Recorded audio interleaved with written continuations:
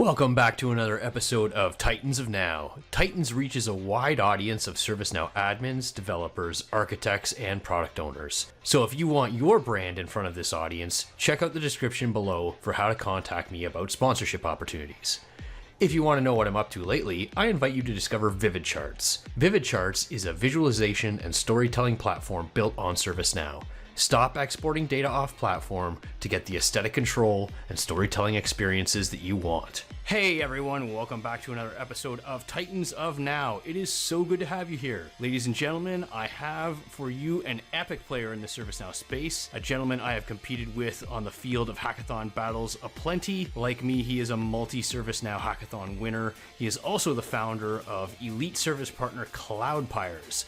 Ladies and gentlemen, Mr. Matt Saxton. Matt, how you doing? Good. Sorry about that. Thanks, Robert, for having me. Yeah, it's my pleasure, man. Everybody who's seen the show knows that we start at the start. How about you tell us how you got your start in ServiceNow? My start in IT actually started in high school. I had the opportunity to go to one of the first IT high schools in the nation, Taft Information Technology High School. And so got my love of technology there. And I was lucky enough to get an internship while in high school at a local company. And I got my first taste of, believe it or not, Remedy back then. I can believe it. Yeah, and I really saw where this technology was going. And then right after high school, did a stint in college, make it sound like a prison sentence, but it didn't work out. And I got into help desk where I continued my Remedy training there. I got picked up by a bank, worked in help desk for a few years there. And at the bank crisis, if we all remember that, the bank had to divest to raise capital. They sold the company off. We got bought and a company called Vantive was born. And that's where I got my start. When we switched companies, we said, hey, Remedy's really old. Actually, my business partner, his name is Matt Barter, he had been using ServiceNow since '08 and said, okay, guys, Remedy's got to go. We need to switch to ServiceNow. And I was lucky enough to get in pretty early. And that was in 2013. Wow, 2008 and 2013, huh? It was a long journey. Yeah. What was your first oh wow moment? When did it hit you? What were you doing? I just remember actually being able to write code, right? Sitting down at a computer, typing in code, and being able to do ITSM workflows. It was amazing. Business triggers in the previous system were terrible, and the ability to customize and script out solutions was amazing. Saved so much time and really allowed me to take that to the next step. Did you get into any non-IT stuff in those first stages? Like facilities, something like that? Yeah, or I just remember when I first started, I think what made the organization say, holy cow, we can do this, was we were doing an onboarding application, and then we started looping in non-IT components of the onboarding process, and then everybody started saying, oh, what's this ServiceNow thing, and can we get some? Yeah, so ours, I guess it was security, right? So we were a bank, right? And we still had people signing paper forms for security access. It was terrible. We found out people forged them. Who would have thought? Right. What? And wait a second, this guy doesn't work here. What it really came down to is we needed a good audit trail. And we did. When ServiceNow came in, we had to kind of claw our way into places that was really strange. I guess the old dank of Remedy was still around and where it took us forever to turn something around. And I remember we went through their first, I'm not kidding, 100 requests because they had a lot. And we were able to condense that down, those 100 documents, down to about 10 requests, put in workflows, put in approvals, and then all of a sudden the floodgates opened and we could not stop the roll tide of people coming in. Can I get on the platform? Can I get on the platform? So we had to hire a bunch of people and train them, and that's really, it soared from there. What was the favorite thing that you built there? I guess if we go fun, we can go to a couple of fun ones. Every year we had our own internal hackathons, you could say, between platforms of the company. And it was to educate people what these platforms can do. And I love doing that because I always said, what can I do with ServiceNow that people wouldn't think? So one of the years, I literally took a JavaScript Mortal Kombat clone. I imported it into ServiceNow. I rewrote some of the code inside to track players. I got it to work with one of those joystick boards. And then I took our CIO and CTO, slapped their faces on it, and let them battle it out in the front of our parking lot. That was a hit. People played that game all day and all night. And you put that on ServiceNow? Put it on ServiceNow. It was really cool. Another one is, I remember probably just before that, same thing, right? We're a ticketing platform. That's what we do. And we were fighting to get another business unit to use our software because we're like, hey, look, we can do what you're asking to do. You don't have to spend all this money, go buy this technology. We can do it. And they're like, oh, you're a ticketing platform. So I remember we get the chance to pitch. And of course, what do you do when you pitch? You build your slide deck, you practice, right? Mm-hmm. Well, why not build the slide deck in ServiceNow, right? And not tell them. Don't tell them. So that's what I did. I took Impress.js and I built out a 3D slide deck similar to Prezi. And I remember just giving the presentation and going through, and we can do this in ServiceNow, and we've done that, and going through it. And I just remember the best part, you got to do the Apple one more thing, right? Mm-hmm. And the one more thing was I hit the escape key and I pointed up, and there's the ServiceNow URL. Like, this whole presentation's on ServiceNow. I'm desperately resisting the urge to brag about Vivid Charts because we have I love it. Because, yeah, if you're interested in seeing a presentation interface on ServiceNow, I urge you to check out my day job, vividcharts.com. And sorry, we'll get back to Matt. No, and I can attest to Vivid Charts. Seriously, I love that feature. When it came out, I was like, finally, yes. Because let me tell you, when I wrote that in Impress, it took 30 hours. And I could do the same thing in Vivid Charts and maybe 2. Just kudos there. Yeah, I appreciate that, man. And as CloudPires is an excellent partner of ours. And, thank you for everything. Even just today, we just sealed another deal with you guys. So thank you for that.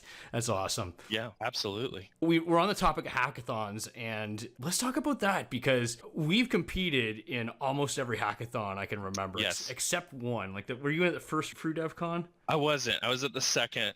Yeah, and I remember the last one. I remember every time I'm like, I'm so glad I'm not competing in that guy's category.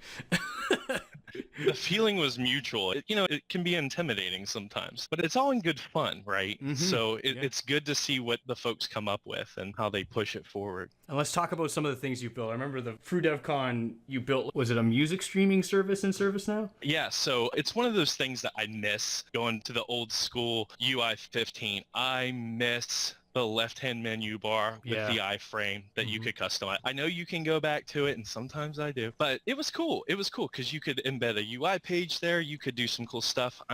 Even now, you could do a service portal page embedded on that left-hand menu that's live. That's neat stuff. Back to the hackathon. So it was kind of like, what could we do that's cool with that? And since it's on the left-hand menu and it's an iframe, you could embed a music player, and as you switch pages, it would stay with you, right? And that was really cool. So we had a UI page embedded in there, and then used, at the time, there's a service called Rdio, and we were able to use their API, and you could sign into your Rdio account and bam, play music through it and actually control it using ServiceNow. We weren't an iframe into Rdio. We were literally in ServiceNow making commands to Rdio and using their API to play music back. So true music on the platform. That's insane. I also want you to talk about because I still think about this one because it was one of those ones where I'm like, what are you doing it in because you always competed in the left field category, right? Just build something, and it didn't have to have a big practical application, but there was one year you did the buttons, the push button receive service, and I'm like, why did you go in the crazy category? You could have come into the practical category and stomped all over us.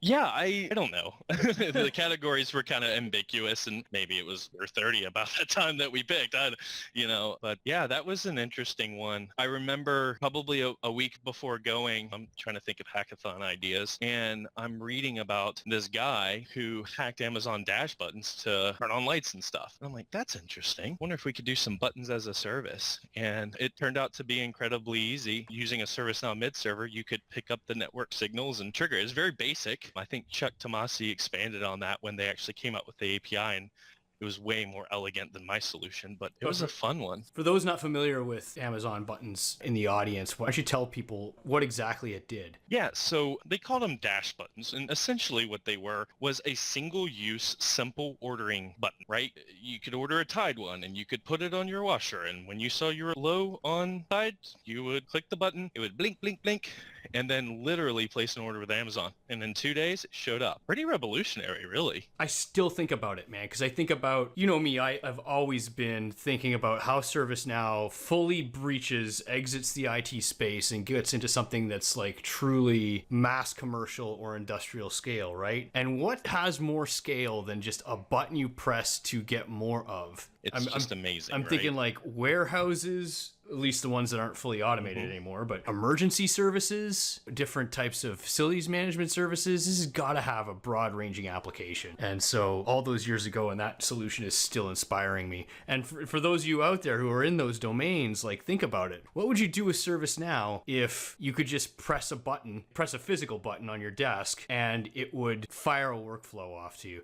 And then check out CloudPires and Matt Saxton, because Matt's the guy who made it happen first time. Yeah, and I can't take all the credit, right? I mean, we had Tyler Hogue on our team, who's an amazing engineer, and he's also the one that was on the original RDO team as well. It's truly a collaboration, right? Funny story about that. So it was probably about a year after the Amazon Dash button thing. And what was cool is during our pitch, we were like, hey, think of these things as surveys going into a place where somebody doesn't feel comfortable filling out a survey, such as a bathroom's dirty, right? Not just, I need new toilet paper, like a bathroom's dirty. And that was in our original pitch. And I swear to you, a year later, I think it was actually in O'Hare Airport. Yep. I was going to say. Saw the three. It's like, who was there? This is definitely running ServiceNow. I bet you. Yeah, if anybody's not been to O'Hare, they have these things in the bathroom. It's just like rate your experience, and it's a happy, sad, and neutral face, and you just tap it on your way out of the bathroom. It's one of those moments where you're like, God, I hope people wash their hands.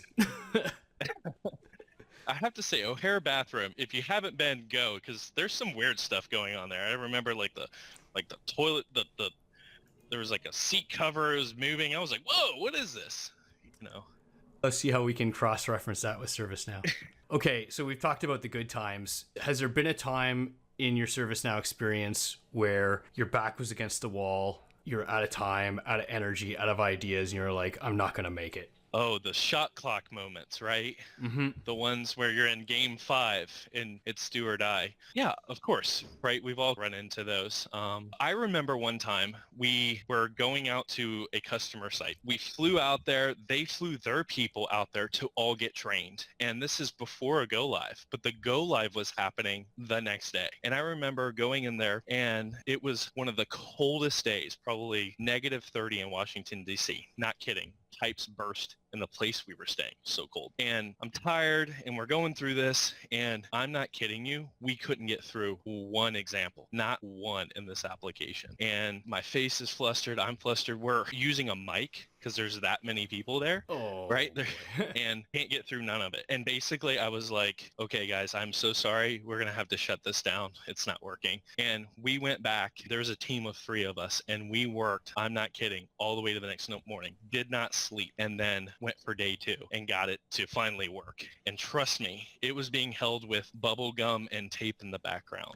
We had just enough time to get it working for production the next day. It was one of those things that QA is super important before training. Right? So underestimated. So let's just put it back on a happy track, because that just gave me the goosebumps, man. Oh man, being on stage and it just not working, that Bill Gates blue screen of death moment. Oh man, I got the goosebumps. I can't.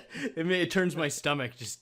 I can't imagine thinking about being in that position and just, oh God, what am I gonna do? But I'm glad to hear you got through it. What about, okay, but putting it back on a happier track, what about a time where you're just like, slam dunk, besides the hackathons and besides getting your elite status?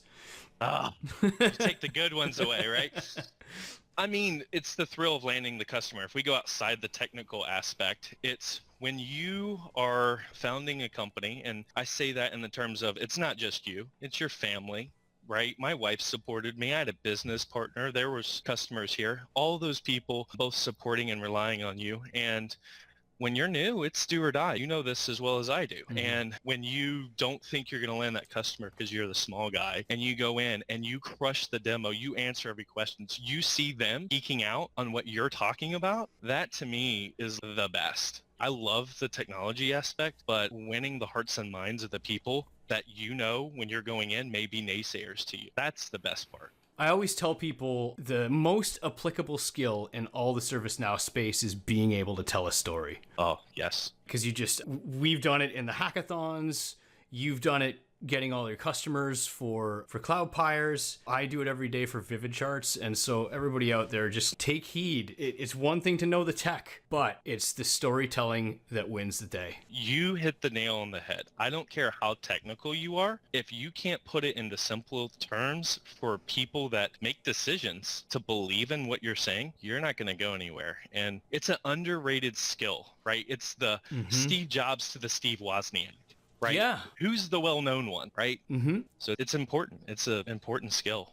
Yeah. What part of the platform do you most resonate? Well, I don't even know if you, do you do much on the platform now, or are you 100% running CloudPires? Yeah. So good question. I spend the most amount of time building on the platform that I can. So if that helps, I still build on the platform constantly. I'm still making apps. I've got another app ready to go to share if I can find the time to get around that. The new technologies that are coming, is that what you're asking? Oh, it doesn't have to be new. It just has to be what part of the platform that exists do you most resonate with? Yeah. Well, I mean, or you could take that to be like, what are you most excited about coming down the pipe? I'll take you. Sure. I'll cross a couple of those planes. So I've always been interested in the outliers of ServiceNow that people don't know, just because I think that people are more, not necessarily impressed by it, but they just don't know what tools they have in their tool belt, right? So an example, and I know this one's going away, processors, right? I love writing things with processors because you could do amazing things. I've always liked processors, UI pages. I really love Service Portal. One of my first apps that I wrote a long time ago was in Angular on ServiceNow using a UI page. And when they came out with Service Portal, I was like, whoa.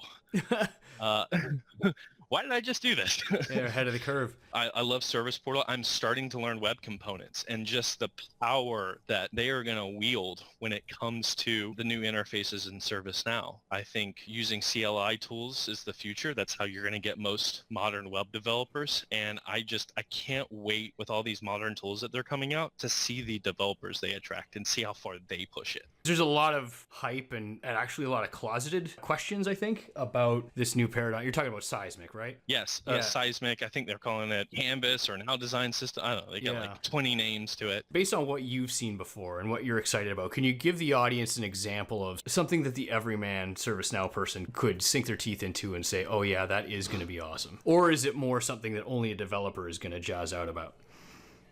To people in the regular world, it's not going to matter, because if you're building custom interfaces with Seismic or Canvas or Now Design System versus ServiceNow Service Portal, they should be irrelevant to you, right? But what it means on the back end is the important part, that these web components are almost individually scoped. So they're interchangeable. That's what's so amazing. You could say, well, widgets are interchangeable, but yeah, they are, but are they? Are they really? You build a lot of custom things when it comes to one of those widgets, and trying to move it from one instance to the other can not work as intended. But these scoped items, as far as I'm understanding it, they're way more flexible when it comes to that, and they're not going to be tied to Angular, and that's the key. Right.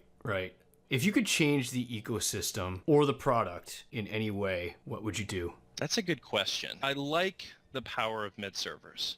I think the things that ServiceNow can't do, they can do, but I don't like how Midservers are treated as an extension of ServiceNow. Truly, they feel like, you know how ServiceNow, they buy something and they put it on the platform and it feels native. Midservers just, they don't feel native. They feel alien. They truly do. Imagine that you could have basically your own ServiceNow node. And I'm not saying like full ServiceNow. I'm saying maybe a node light where it gets some generalized ServiceNow APIs, and you can execute code on there and make it feel native. You can call it up and you can write code. So you could do data.io, right? Data streams that ServiceNow can't do. Socket, I meant Socket.io, sorry. You could do Socket.io. That's incredible. You can do real-time mouse cursor stuff. Can't do that on native ServiceNow. Things like that I think you could really extend the platform. I think it would be hard to support, but hey, I'm a vendor. I'll support it all day long, right? So I'm a third party, but stuff like that I think is cool. And I think extending on the mid-server is difficult. And if they could figure out how to make that easier, kind of like how they done with remote tables, how you can have a REST call now feel like a native table query, something like that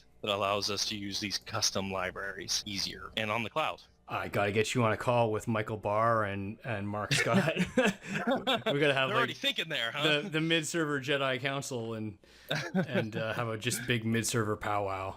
Oh, I'd love it. It's funny. I almost, because I tell people all the time, I'm not the best developer in the ServiceNow universe, but I almost have an instant check in my head. Like if somebody starts talking mid-server to a high degree, I'm like, yeah, that's an Apex ServiceNow dev. Really, probably what it came down to is some necessity, right? Mm-hmm. They're, well, discovery, right? I mean, they needed something. They needed something Yes. that was between the four walls that could talk back up, and it almost seems like they accidentally made it really powerful, right? By being able to run scripts and whatnot. I guess they needed that for discovery, but you got to wonder, what are they thinking about beyond discovery when they had that there? Probably not, but a lot of tools like that probably exist out there that they morph and grow into something else more powerful than what they were intended. Those emergent features, right? All right, so we're at time. I'm going to give you the last question here. For people who are just starting on their ServiceNow journey, I ask this question all the time because I get this question every day, but from somebody. How should I start if I'm just starting in ServiceNow today?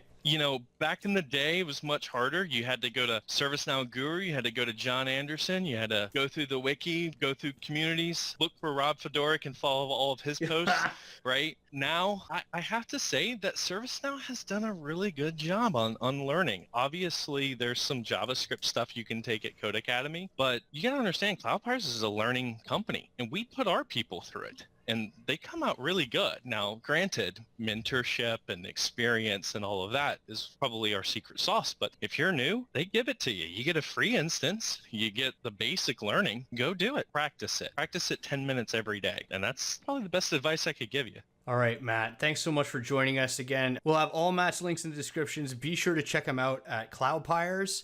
And once again, Matt, thanks for joining us. Hey, thank you so much. If you'd like to sponsor this channel's content, email me at the address pictured here. If you need a conversation on where your ServiceNow implementation is or where it's going, you can reach me on SuperPeers and book a short consult. If you want to contribute to high quality, high frequency output, consider a donation. If not, I still appreciate your viewership. Consider hitting the like button and sharing within your network. Thanks for watching.